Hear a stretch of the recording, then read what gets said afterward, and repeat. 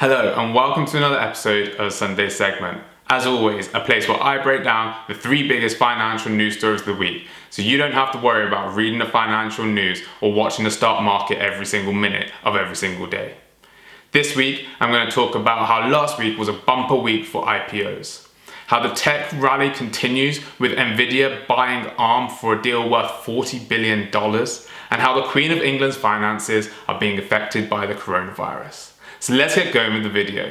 As always, before we go any further, please make sure that you hit that like button and hit that subscribe button so you don't miss out on any further videos. Last week, we saw a bumper week in IPOs coming to the market, raising around about $8 billion across the world. There were deals in the UK, US, however, this was underpinned by 2 massive software companies coming to market. To put last week into perspective, it was the second largest week for IPO deals in the last 5 years. The only week that beat last week was when Uber went public back in May 2019. 2 of the biggest IPOs last week, which underpinned the week and raised billions of dollars, were Unity and Snowflake. As you know, if you're a regular watcher of this channel, you'll know that I've spoken about Snowflake a couple of times before. However, if you want a proper download of exactly what's going on at Snowflake, watch last week's video, which will give you a good overview about why it's priced so well. So just a little bit about the 2 companies. Unity is a game-making company and it uses a technology to help video game developers. It priced above its range. The company sold 25 million shares, priced them at $52 each, raising about $1.3 billion. Whilst this Unity deal was huge, this was dwarfed by the IPO of Snowflake. I won't go into too many details here as I talked about it at length last week, but one thing that I did mention was that I thought that this would go really well. And boy, oh boy, did this go well. The company listed at a share price of $120 a share, which was 41% higher than it was originally aiming for. That is incredible. However, that is not even as incredible as what happened next. In its very first day of trading, the shares doubled. They rose by over 100%, touching $245, which means that if you were an early investor, as in you bought at IPO, you would have more than doubled your money in one day.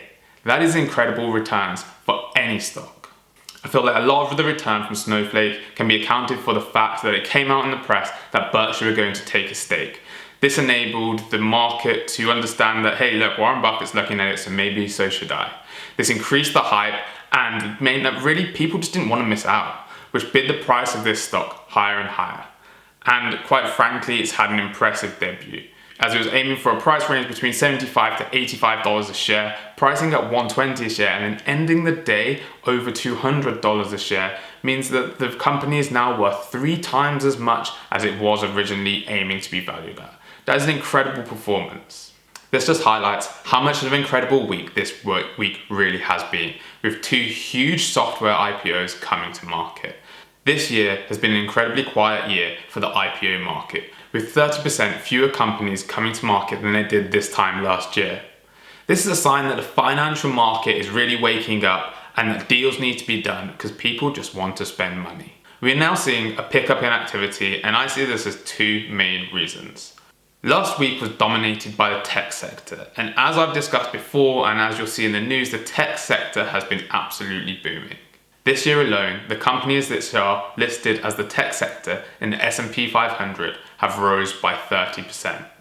However, the S&P 500 as a whole has only rose 3% since the start of the year. This is incredible performance and shows the disjointedness we're seeing in the market between tech stocks and the rest of the companies in the S&P 500, as many of these companies continue to be impacted by the pandemic, and tech sector, although it's affected, has been a lot more resilient. Another reason why the IPO market has taken off is because of the low interest rates which are coming from central banks, and the fact that central banks are pumping more and more money into the financial system. This has meant that there's more money to go around. However, given the weakness of lots of companies as they're impacted by the pandemic, the tech sector is an easy place for people to just shove their money. As you can imagine, it's incredibly difficult for big institutional investors to really take a view on companies which have been impacted by the coronavirus. However, the tech sector, because you can access it from anywhere, has been pretty resilient. So these two things have really encouraged more and more companies, especially in the tech sector, to come to market. Over the next few weeks and months, we're likely to see the tech companies take advantage of these conditions to price the IPO, come to market and make the most money for themselves. We continue to see central banks around the world talk about introducing things such as negative interest rates or continuing to borrow more. This just means there'll be more and more money in the financial system, meaning that companies will have to spend it somehow. This will mean that financial companies will have to invest in stocks, and whilst other stocks won't be particularly appealing that have been impacted by the pandemic, the likes of real estate or oil, that technology is a very easy sell, which means that we are likely to see more and more money coming for this sector. It's hard to say if all of these IPOs coming to market is going to be good for the regular investor. I always err on the side of caution when investing into IPOs because, as I mentioned last week, the whole world is watching a particular IPO on a specific day, which means it's normally hyped up, as we saw last week with the shares of Snowflake. However, there is always winners for IPOs. This will likely be the companies who are listing, but let's not forget about the bankers and lawyers who will be advising. I will be keenly watching the IPO market as it's a sign of the strength of the financial market. Should we see a dip in IPOs or IPO pricing not being achieved, then this could be an interesting development. So we'll wait and see and watch to see what other companies are going to come to market. It is likely over the next few weeks or months that companies that I've talked about before, such as Airbnb, may take advantage and may list. So watch this space. So the next story this week is Nvidia buying ARM for around about $40 billion. Talking of the tech sector, I've talked a lot about IPOs and how new companies are taking advantage of valuations to list. However, there are also established companies who are taking advantage of the market to buy or sell. This is clear from Nvidia buying ARM for $40 billion. This $40 billion deal would be the biggest deal in the semiconductor industry ever. So let's just quickly talk about the two companies which are involved. Nvidia is the market leader in the chip market, is focused on computing, gaming and autonomous driving, and is bigger than Intel, one of the largest companies and traditionally known as being the largest chip maker in the world.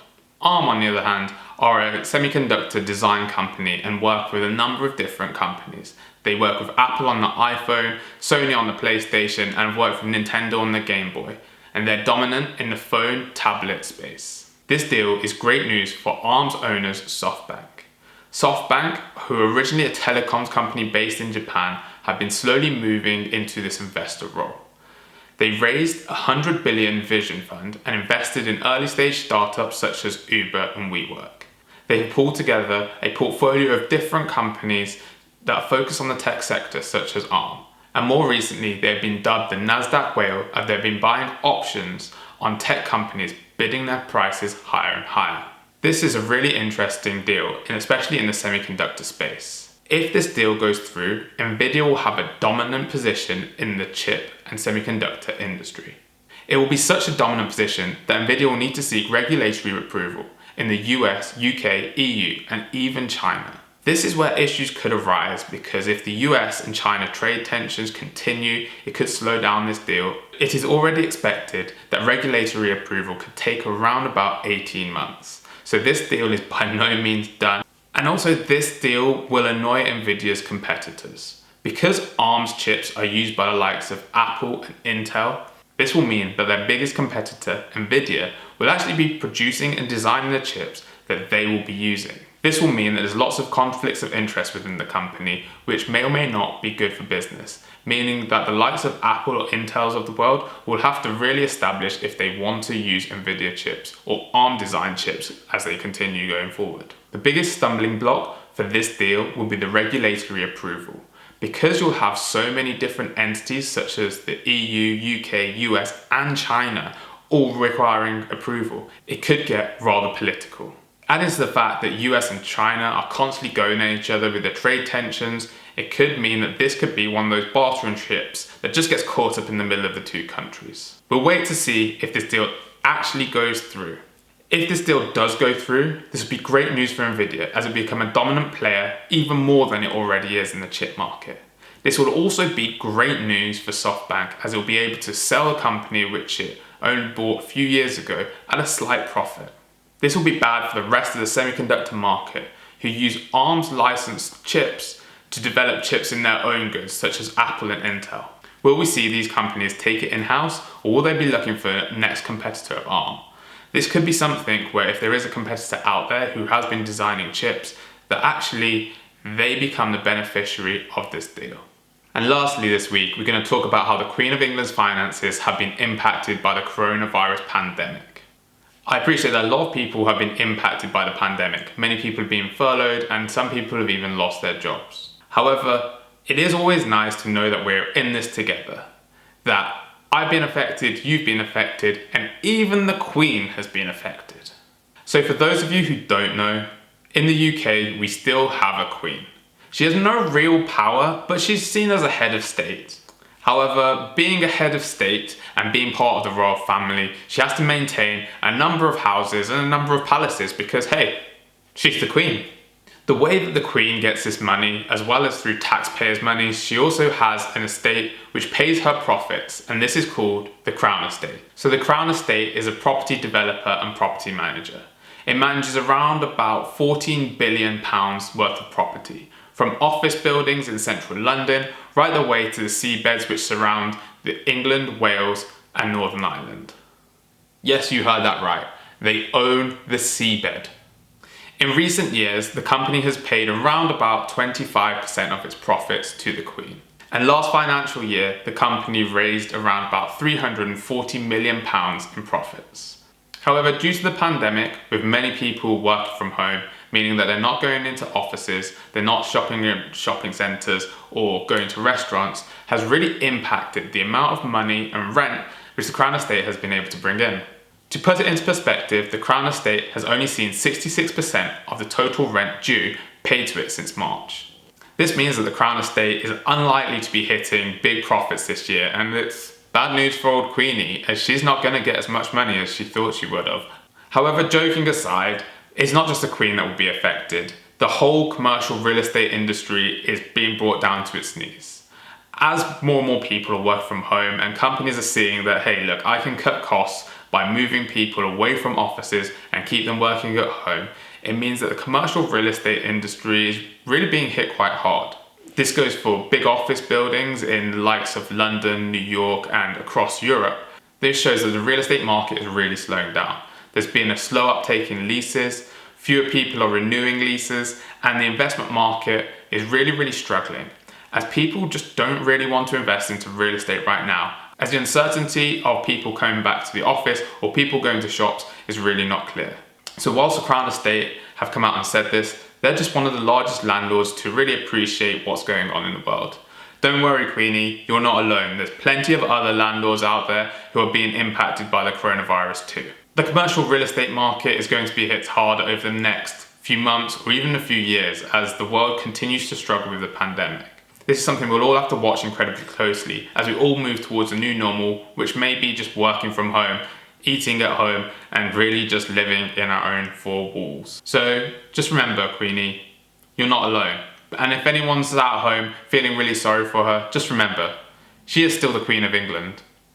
Thanks for watching today's video and I hope you found it useful. As always, if you've read anything or seen anything that was particularly interesting in the world of finance, let me know in the comment section below. And before you go, make sure you hit that like button and hit that subscribe button so you don't miss out on any further videos. And I'll see you next time.